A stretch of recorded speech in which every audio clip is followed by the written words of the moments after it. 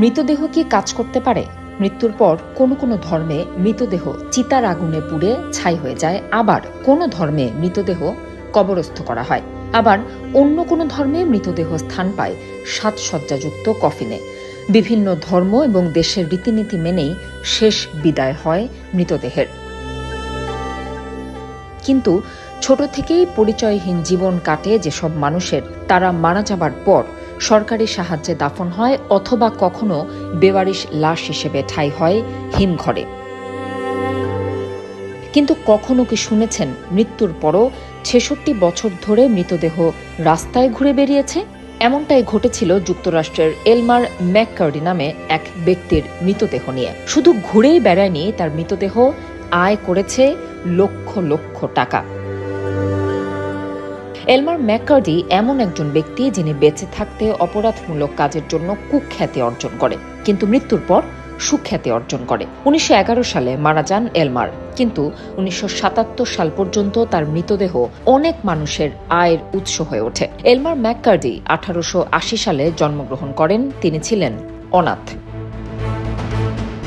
জন্ম থেকে আমেরিকার মেইন শহরে নিজের চাচা চাচির কাছে বড় হয়। এলমার দস্তা খনির শ্রমিক, পাইপ মিস্ত্রি, এমনকি সৈনিক হিসেবেও কাজ করত। এই সময় সে মাদকাসক্ত হয়ে পড়ে। এরপর অভাবের তাড়নায় চুরির পথও বেছে নেয়। বেশ কিছু ব্যাংক এবং ট্রেন ডাকাতির চেষ্টা করে সে। কিছু ক্ষেত্রে সফল হলেও বেশিরভাগ ক্ষেত্রেই ব্যর্থ হয়। ১৯১১ সালে অসুস্থ এলমারকে কে বা কারা বুকে গুলি করে, সেই গুলিতেই মারা যায় সে। জীবিত অবস্থার মতো মৃত্যুর পরেও একা ছিল এলমার। কোনো আত্মীয় তার মৃতদেহ দাবি করতে আসেনি, তবে তার মৃতদেহের দায়িত্ব নেয় মর্গের প্রধান জোসেফ এল জনসন। এলমারের মৃতদেহ আর্সেনিক যুক্ত একটি সুগন্ধের প্রলেপে ঢেকে তা মমের মতো করে সংরক্ষণের সিদ্ধান্ত নেওয়া হয়। তবে এই মৃতদেহ নিয়ে ব্যবসা শুরু করে জোসেফ। কৌতূহলী জনসাধারণের কাছে এলমারের সুগন্ধযুক্ত সংরক্ষিত মৃতদেহ প্রদর্শন করার সিদ্ধান্ত নেয় জোসেফ। এলমারের মৃতদেহ দেখার সুযোগ দিয়ে জনসাধারণের কাছে প্রবেশ মূল্য হিসেবে টাকা নিতে শুরু করে। তৎকালীন সময়ে ৫ সেন্ট দিয়ে এলমারের মৃতদেহ দেখার সুযোগ পেত দর্শকরা। পরে এই কথা জানাজানি হয়ে গেলে এলমারের মৃতদেহ নিয়ে শুরু হওয়া ব্যবসা হাতিয়ে নেবার চেষ্টা করে কিছু অসৎ ব্যক্তি। ১৯১৬ সালে এলমারের ভাই বলে পরিচয় দেয় কিছু লোক। মায়ের কাছে নিয়ে যাবার কথা বলে এলমারের মৃতদেহ নিয়ে চম্পট দেয় ওই প্রতারকরা। কিন্তু মর্গ থেকে বেরোনোর পরই এলমারের মৃতদেহ নিয়ে আবারও ব্যবসা শুরু হয়। এরপরও বহু মানুষের হাত বদল হয় এলমারের দেহ। লস অ্যাঞ্জেলেসের জাদুঘর, সার্কাস কার্নিভালের প্রদর্শনী, ভূতের সিনেমায় প্রপ হিসেবে ব্যবহৃত হতে থাকে এলমারের মৃতদেহ। অনেক হাত ঘুরে অবশেষে এলমারের ঠাঁই হয় ল্যাফ ইন দ্য ডার্ক নামক বিনোদন পার্কে।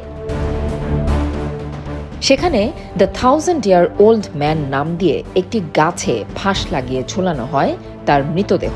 এলমারের মৃতদেহ নিয়ে ৬৬ বছর ধরে লক্ষ লক্ষ টাকা আয় করেন অনেক মানুষ।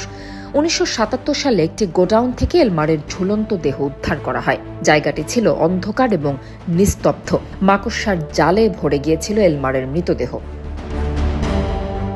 দ্য $6 মিলিয়ন ম্যান এর সদস্যরা শুটিং করার জন্য ওই গোডাউনে পৌঁছে মৃতদেহটি খুঁজে পায়। এলমারের দেহ নামিয়ে আনার সময় একটি হাত ভেঙে যায়। মৃতদেহের হাড়েও পচন শুরু হয়ে গিয়েছিল।